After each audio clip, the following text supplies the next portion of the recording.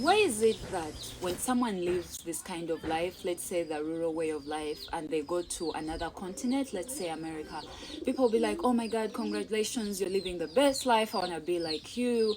You've arrived. And then you come back, let's say for holiday, and you're living this life, the same life you lived even before you knew America existed or Europe existed. And people want to view you from a point of view of a failure, or maybe like you're suffering. I think even before the real suffering, we really suffer in our mindset.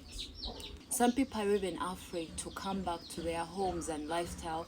When they come back to their villages and live a life like this, people are going to tell them they are suffering. It isn't you suffering, it's their mindset suffering. The moment your mindset is fixated in only one kind of lifestyle and you think that should be the mark that everyone should live, then you are suffering terribly. It's culture, baby. It's balance. It has nothing to do with humility. It has nothing to do with hard life. It's just culture.